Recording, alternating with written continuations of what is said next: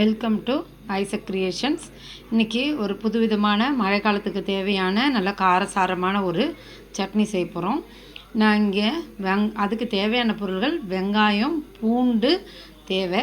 நான் வெங்காயம் போட மாட்டேன்றதுனால நான் கோஸ் வச்சுருக்கேன். நீங்கள் ஒரு 10 பூண்டு எடுத்துக்கோங்க.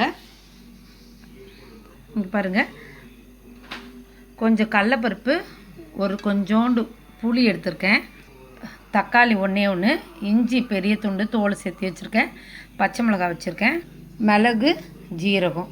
இது எல்லாமே போட்டு தான் நம்ம இப்போ ஒரு சட்னி அரைக்க போகிறோம்.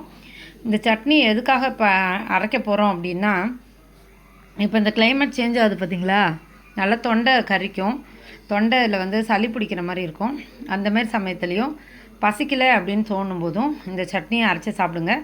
அந்த மிளகு ஜீரகம் காரத்தோட சட்னியை சாப்பிடும்போது நமக்கு தொண்டைக்கும் நல்லாயிருக்கும், டக்குன்னு உங்களுக்கு பசி எடுக்கவும் செய்யும்.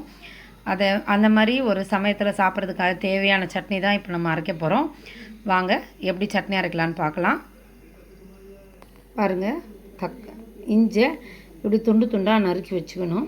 துண்டு துண்டாக நறுக்கி வச்சுட்டு தான் சட்னியை செய்ய ஆரம்பிக்கணும். இப்போ டைரெக்டாக சமைக்கக்கூடாது, அதனால் எண்ணெயில் கொஞ்சம் போட்டு வறுத்துக்கணும். இது பாருங்கள், எண்ணெயில் வறுத்துக்கணும். எப்போயுமே புளியை நம்ம டைரெக்டாக அரைக்கவே கூடாது. அதுக்கு நம்ம இப்படி எண்ணெயில் போட்டு வறுக்கும்போது தான் அதில் இருக்கிற இதெல்லாம் முறியும் அப்படின்னு சொல்லுவாங்க. அதனால் எண்ணெயில் போட்டு வதக்கிக்கிறேன்.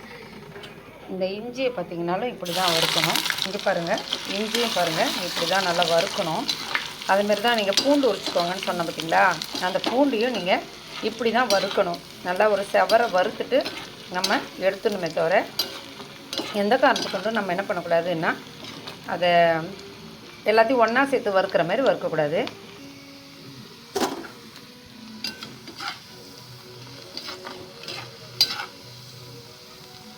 பாருங்கள், இது மாதிரி இருக்கணும். நல்லா இன்னுமே வறுக்கலாம்.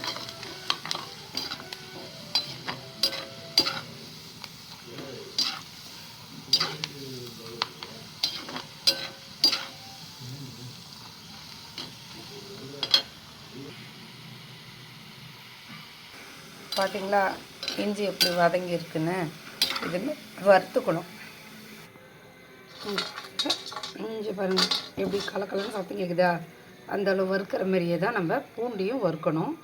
நான் பூண்டு போடலை, நீங்கள் பூண்டு போட்டுக்கோங்க. பாருங்கள், கடலைப்பருப்பு போடுறோம்.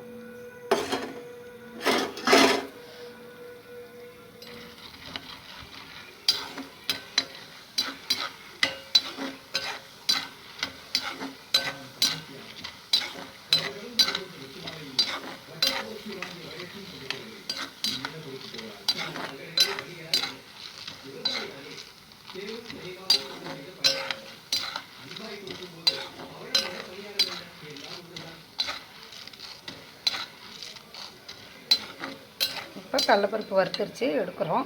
பாருங்கள், கடலைப்பருப்பை நல்லா நல்லா செவர வறுத்துருக்கேன். இப்போ அதில் மிளகு சீரகத்தை போடுறோம். அப்படியே 2 நிமிஷம்தான். மிளகு சீரகம் ரொம்ப வறுக்கக்கூடாது. அவ்வளோதான், வறுத்துட்டேன், வாசனை வந்துருச்சு, எடுக்கிறேன். பாருங்கள், மிளகு ஜீரகத்தை வறுத்துட்டேன். இந்த பாருங்கள், அந்த எண்ணெயிலேயே அப்படியே கோஸ் போடுறேன். நீங்கள் அப்போ அதில் வெங்காயம் போட்டுக்கோங்க. பாருங்கள், இதில் போட்டிருக்க பாருங்கள், வெங்காயம், தக்காளி, வெங்காயத்துக்கு பதிலாக கோஸு, தக்காளி, 2 மிளகா போட்டிருக்கேன். ஏன்னா காரம் வேணும், நல்லா காரசாரமாக இருந்தது தான் தொண்டைக்கும் நல்லா இருக்கும் இந்த கிளைமேட்டுக்கு.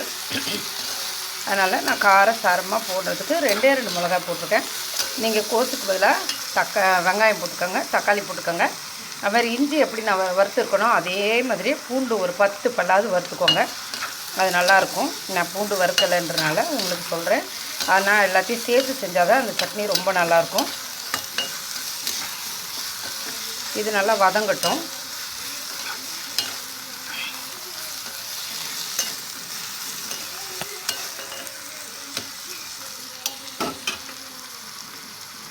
பாருங்கள், நல்லா வதக்கிட்டேன். நீங்களும் என்ன பண்ணுறீங்க, இது மாதிரி நல்லா வதக்குங்க.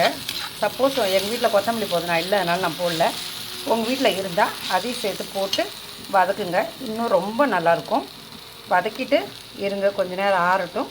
ஆறுனோடனே மிக்சியில் அரைச்சிட்டு காமிக்கிறேன். பாருங்கள், மிளகு ஜீரகம் வறுத்து வச்சுருக்கேன். இஞ்சி பாருங்கள், இஞ்சி எப்படி இருக்கோ, இஞ்சி எப்படி இருக்குது பாருங்கள். அதே மாதிரியே நீங்கள் இஞ்சி வறுக்கிறதோடு சேர்த்து பூண்டி சேர்த்து வறுத்து எடுங்க. இது கோஸு, பச்சை மிளகாய், தக்காளி, இது கூட உங்கள் வீட்டில் கொத்தமல்லி புதினா இருந்தால் அதையும் சேர்த்து அரைங்க. இங்கே பாருங்கள், கடலைப்பருப்பு, மிளகு ஜீரகம் பாருங்கள், புளி, இது எல்லாத்தையும் வறுத்து வச்சுருக்கேன். இது கொஞ்சம் நேரம் ஆறட்டும். ஆறினோடனே மிக்சியில் அரைச்சிட்டு உங்களுக்கு காமிக்கிறேன். இதுக்கு அவ்வளோக்கு தாளிப்பு தேவையில்லை, ஏன்னா இது எல்லாமே எண்ணெயில் போட்டு நல்லா வதக்கியிருக்கோன்றதுனால உங்களுக்கு தேவைப்பட்டால் தாளிச்சிக்கோங்க, தேவையில்லைன்னா தாளிப்பு தேவையில்லை.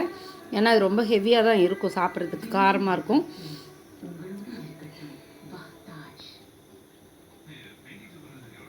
தாளிச்சிட்டேன். தாளிச்சதை இதில் கொட்டுறேன்.